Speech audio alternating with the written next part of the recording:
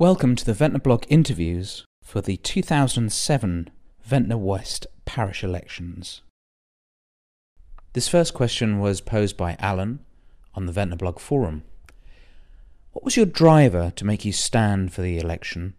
Was there something specific about politics? It really came out of my involvement with the Mill Bay protest. There were a lot of shrugging of shoulders. Oh, it'll happen anyway, big business, we have no power, and I realised that we did.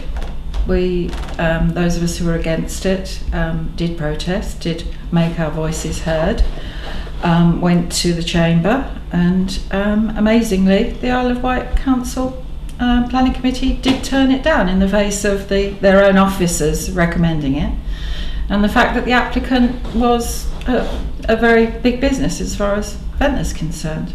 So the individual vote does matter. Well, I've been in Ventnor a long time, 15 odd years, and I was a councillor at one time, till I fell out with the rest of the councillors. So I just would like to get back.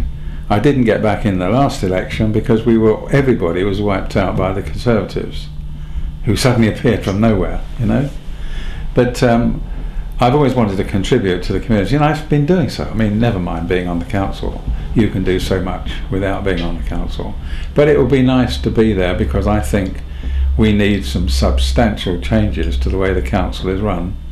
And I'd like to be there to make sure they happen. The main motivator was neighbours in Gillscliff Road knew a little bit about my background. I've never hid the fact that I'm quite an active trade unionist, and they felt that my experience would bring something to the vacant seat. Motivators in Ventnor. I love Ventnor. I've been on the island since 1984. I moved to Ventnor in 2001. I wanted a change, and I found that I've just grown to really love the place. I'm passionate about the place. I am aware of lots of issues that have gone on in the town, notably the Mill Bay, the vexed question of the Mill Bay development. I remember Ventnor in the 1980s when it was less than pristine.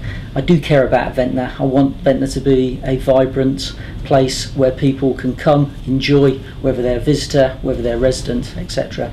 They're my main motivators. And really to get to understand what the Ventnor Town Council actually do.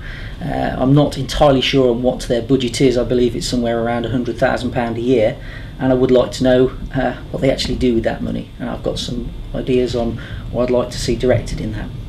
Yeah, I think the issue that motivated me to get involved was the fact I didn't feel we were getting good representation from the previous person who was in C, and I was concerned that not necessarily somebody of the right calibre was going to come forward and stand for the position. So when it came along, talking with local people and that, they said, why didn't I consider it?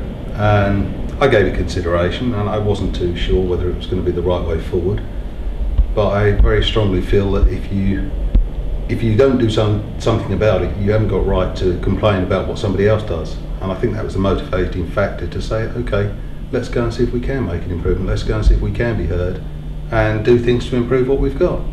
I'd say about 8 months ago, I started getting interested in what I could do being a town councillor.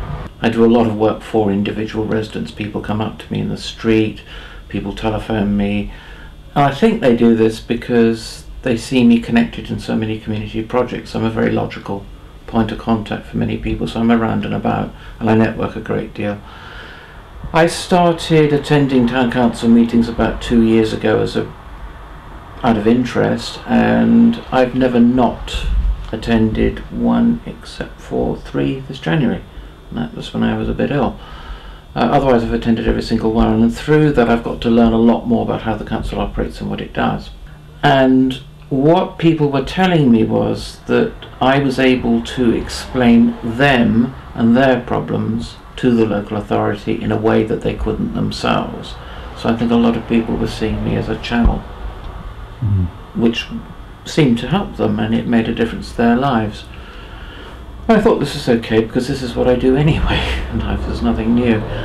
And I wasn't planning on standing actually until 2009, which is when the next cycle is scheduled, until this opportunity came up.